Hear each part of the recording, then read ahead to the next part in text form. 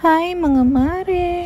Medyo namuyat nga yung baby namin mga mare. Nagtataka ako bakit siya sinipon. Napakaayos naman niya kahapon mga mare, tapos nung gabi na sinipon na siya. Paano ba naman nung nalingat siya mga mare, papadidiin ko na hindi siya makahinga. Nahihirapan nga siyang huminga, kaya yan tinabi ko nga yung salinay sa amin. Buti na nga lang nakabili ng salinay at saka aspirator si Papa Choy, kaya medyo nagiginawaan yung baby namin. Every 2 hours kasi mga mare, pag gusto na niyang dumidede, pinapatakan namin yung ilong niya, tapos ina-aspirator namin para nga hindi mabara yung ilong niya. Nung alas 4 na nga mga mare, ginising ko na nga ang Papa Choy dahil hindi ko na nga kaya yung puya. Paano ba naman hindi makatulong ng maayos yung baby namin dahil nga nababara yung ilong niya. Tinaas na nga namin yung unan niya para nga hindi siya mahirapan huminga. Tapos nilagay namin dito sa medyo baba para nga tutok siya sa electric pan. Kaayos-ayos niya kahapon mga mare, wala man siyang nararamdaman, bigla na lang siyang sinipon ng gabi. Yung kuya niya kasi sinisipon na naman, nahawaan niya siguro. Hindi nga katulad dati, ngayon talaga tumutulo yung sipon niya. Pero kahit nga sinipon yung baby namin, ayan, pinaliguan namin, tapos nilagay ko na nga siya dito sa duyan niya. Buti na nga lang mga mare, hindi siya masyadong nagmumuryo. Tignan niyo naman ay naka-smile pa. Napakasarap talagang kausapin ng batang to mga mare, talagang hindi kanya ipapahiya, talagang tatawanan kanya. Katatapos niya nga maligo dito mga mare, pinadedi ko lang, tapos pinatuyo yung buhok niya, kaya yan sinakay ko na siya sa duyan niya. Papatulugin ko na nga siya mga mare dahil umiinom siya ng Dysodrin dyan mga mare, nakakaantok yun, kaya medyo nagmumuryot minsan. Pero nagtataka talaga ako, pag umaga maayos naman siya, pero pag gabi talaga nababara yung ilong niya. Kaninang umaga nga talagang pinaarawan ko yung likod niya para nga medyo mawala itong sipon niya. Ganyan pa naman yung sipon niya mga mare, medyo malinaw. Dating nga ng hapon, medyo mainit, kaya ayan, binrip ko na nga lang siya. Pinalitan ko yung short niya. Sa awa nga ng Diyos mga mare, sinisipon lang siya, buti hindi siya nilalagnat. At sana naman po ay wag siyang lagnatin. Kahit nga may nararamdaman yung baby namin ay napakadaldal pa nga niya. Tapos nga bangang nagdadaldalan kaming dalawa ni Dylan dito, ayan, dumating na naman yung order kong Korean diaper. Yung last kasi in-order ko na pants na diaper mga mare, yung isang plastic, hindi nga niya pa kasya, medyo malaki pa sa kanya. Kaya yan, natatakot akong maubusan ng stock, kaya yan, nag-hoard na naman ako ng 2 bundle. Hiyang na hiyang talaga namin to mga mare, tsaka mas mura nga siya kaysa sa mga nabibili sa mga market. Dahil yata nagsawa na yung baby ko nakahiga mga mare, yan nga, inupo ko nga siya. Sinandal ko nga lang siya dito sa katawan ko mga mare, tignan niyo naman, parang nakakaupo na nga siya. Katabi ko nga siya ngayon mga mare, nagmumuryot nga, inaantok na siguro. Parang kailan lang na mukha siyang kalbo, ngayon tignan niyo naman mga mare, napakakapal na ng buhok niya. Pero nakakainis lang talaga,